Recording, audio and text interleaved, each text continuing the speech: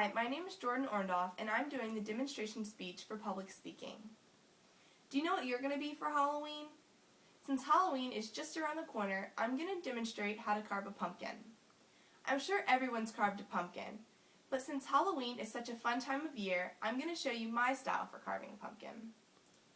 There are so many different designs that you can carve into a pumpkin, but I'm not very artistic, so I'm going to show you the typical jack-o'-lantern.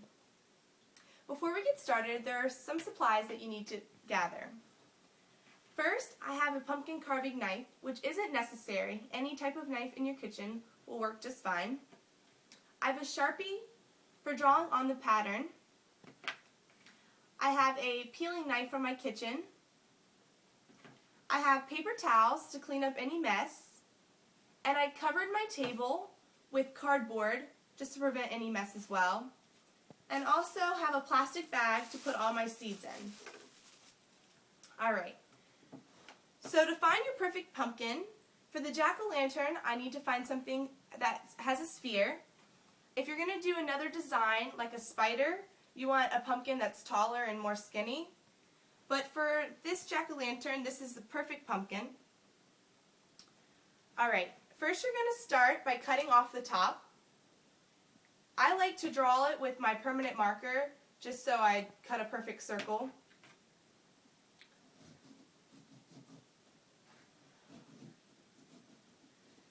And you're going to clean out all the seeds and mess that's in the pumpkin. You don't want to drive like a crazy woman on your way back from getting the pumpkin, because otherwise you won't have a stem like mine. Alright, you're going to clean all of the seeds off the top of your pumpkin. I'm using the peeling knife just to cut it off so I don't have to touch too much of it. Alright, and for the inside, I'm just going to go ahead and stick my hand in and rip all this out. Tonight I'm just going to throw all the seeds away, but if you want to, you can clean off the seeds from all this other stuff, and if you wash them, you can bake them in the oven and they're really good. Almost done here. Some pumpkins have a lot more this inside than others, depending on the size. This is like a 4-pound pumpkin, so it has a lot. Alright. And when you bake the seeds, you can bake them at a low temperature, and you can bake them from anywhere from 30 minutes to 2 hours, just not anything above 250. And then you can season them with cinnamon or anything you'd like. Alright, this is when my paper towels are going to come in handy. I'm just going to wipe off my hands. It can smell really bad. Alright, now that we've cleaned our pumpkin out, if your pumpkin has any dirt on it, this is a time to go ahead and wipe it off before you draw any of your patterns on your pumpkin. Alright, now it's time to draw our patterns on.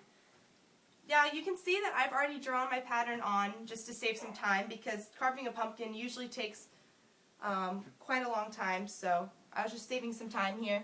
I'm doing a typical jack-o'-lantern. So first I drew 2 triangles as the eyes. I drew a small triangle as the nose, and then I drew like a half moon for the mouth. Alright. Also, when you're cutting off your top, you want to make sure you cut it at an angle so you can put it back on the pumpkin without it falling all the way through. Alright. Now that you've drawn your pattern on your pumpkin, it's now time to cut. I'm going to move it towards me just a little bit so I can see what I'm cutting here.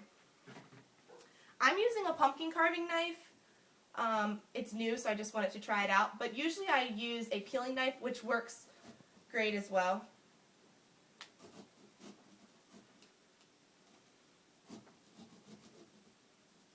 Alright, and you're just going to pop out the triangles and just throw them away.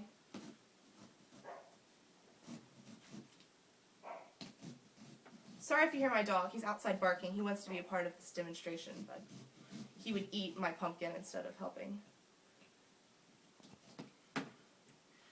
Alright. There are also carving kits that you can use. I like to just do it freehand because I'm not very artistic, so those kits become very complicated for me.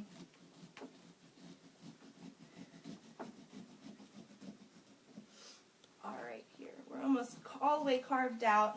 You're just going to use your knife and follow your marker lines.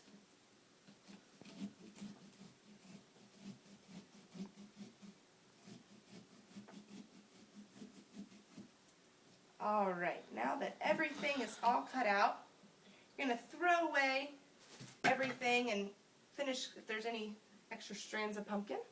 So this is what your pumpkin is going to look like as a final product. I like to put a little tea light candle in it for some extra decoration. But, so again, in conclusion, you're going to make sure you have a nice spherical pumpkin, and you're going to make sure it's nice and clean before you start carving it. You're going to use a marker, if you're going to freehand it, to go ahead and do your pattern on your pumpkin. And if you'd like to use a stencil, then just make sure your stencil fits perfectly on your pumpkin. Then you're going to carve it out and make sure everything's nice and clean and put a candle in it if you'd like. But I hope that you like my demonstration, and I hope that you are going to carve pumpkins soon.